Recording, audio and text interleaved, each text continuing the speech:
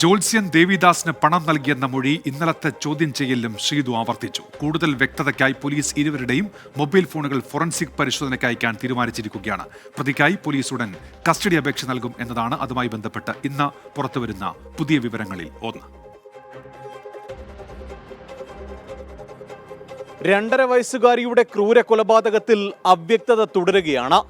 മൊഴികളിലെ വൈരുദ്ധ്യവും പ്രതിയുടെ മാനസിക നിലയും പോലീസിനെ കുഴപ്പിച്ചു. ശാസ്ത്രീയ തെളിവുകളുടെ അടിസ്ഥാനത്തിലുള്ള അന്വേഷണമാണ് നിലവിൽ പുരോഗമിക്കുന്നത്. ആവർത്തിച്ചുള്ള ചോദ്യം ചെയ്യലിലും കൊലപാതകത്തിൽ പങ്കില്ലെന്ന മൊഴിയിൽ ഉറച്ചു നിൽക്കുകയാണ് ശ്രീതു. പല ഘട്ടങ്ങളിലായി ജോത്സ്യൻ പ്രദീപിന് പണം നൽകി. നേരിട്ടാണ് പണം നൽകിയതെന്നും ശ്രീതു മൊഴി നൽകി. വിശദ പരിശോധനയ്ക്ക് പ്രദീപിനെ ഇന്നും ബാലരാമപുരം സ്റ്റേഷനിലേക്ക് വിളിച്ചു വരുത്തി ചോദ്യം ചെയ്തു. തന്നെ കൊലപാതകവുമായി കൂട്ടിക്കെട്ടാൻ ബോധപൂർവമായ ശ്രമം നടന്നുവെന്ന പ്രദീപ. 1% പോലും അവർ പറഞ്ഞ ആ ആരോപണത്തിൽ കഴമ്പില്ല. ഇതാരോ ഈ കുട്ടിയെ കൊണ്ട്, ഈ സ്ത്രീയെ കൊണ്ട് ചെയ്യിച്ചതായിരിക്കാം. ഏതോ ഒരു മാസ്റ്റർ പ്ലാൻ ഉണ്ടാവും. കാരണം ആ കുട്ടി അങ്ങനെ ചെയ്യാൻ സാധ്യതയില്ല. എന്ന് വെച്ചാൽ എന്നോട് വളരെ ഭവ്യതയെ മാത്രമേ കണ്ടിട്ടുള്ളപ്പോഴൊക്കെ സംസാരിച്ചിട്ടുള്ളൂ. ഇങ്ങനെ ഒരു പരാതി കൊടുത്തിട്ട് ആ പരാതി പിൻവലിക്കണം, ഇത്ര രൂപ തരണം എന്നൊക്കെ പറഞ്ഞ് ഒന്ന് ഹരാസ് ചെയ്യാമെന്ന് ഒരു വിചാരിച്ചിട്ടുണ്ടാവുമെന്നാണ് ഞാൻ ധരിക്കുന്നത്. നെയ്യാറ്റിൻകര സബ് ജയിലിൽ കഴിയുന്ന പ്രതി ഹരികുമാറിനായി പോലീസ് തിങ്കളാഴ്ച കസ്റ്റഡി അപേക്ഷ നൽകും. കസ്റ്റഡിയിൽ വാങ്ങി വിശദമായ തെളിവെടുപ്പ് നടത്താനാണ് തീരുമാനം. 4 ടീമുകളായി തിരിഞ്ഞാണ് നിലവിൽ അന്വേഷണം പുരോഗമിക്കുന്നത്.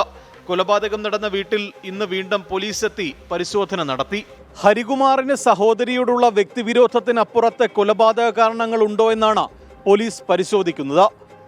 പ്രതിയെ കസ്റ്റഡിയിൽ വാങ്ങി മാനസിക വിദഗ്ധരുടെ സാന്നിധ്യത്തിൽ ചോദ്യം ചെയ്യാനാണ് പോലീസ് നീക്കം.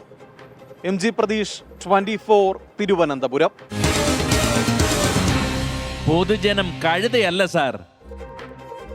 അടുത്ത കാലത്തുണ്ടാകുന്ന ചില സംഭവങ്ങൾ അന്ധവിശ്വാസവുമായി ബന്ധപ്പെട്ട് ഒട്ടേറെ ചോദ്യങ്ങൾ ഉയരുന്നുണ്ട്. നെന്മാറയിൽ അതുമായി ബന്ധപ്പെട്ട് ചില വിവരങ്ങളൊക്കെ പുറത്തു വന്നതാണ്. നേരത്തെ ലന്തൂരിൽ ഉണ്ടായ നരബലി, അങ്ങനെ അതൊക്കെ നമ്മുടെ മുൻപിലുണ്ട് ഉദാഹരണങ്ങളായി. എന്നിരുന്നാലും അന്ധവിശ്വാസ നിർമ്മാർജ്ജന ബിൽ പാസ്സാക്കുന്നതിൽ സർക്കാർ ഇപ്പോഴും മടിച്ചു നിൽക്കുന്നു എന്ന വിമർശനം കൂടി ഇപ്പോൾ ഉയരുന്നുണ്ട്. ഇത്തരം സംഭവവികാസങ്ങൾ വർദ്ധിക്കുന്ന ഈ ഘട്ടത്തിലും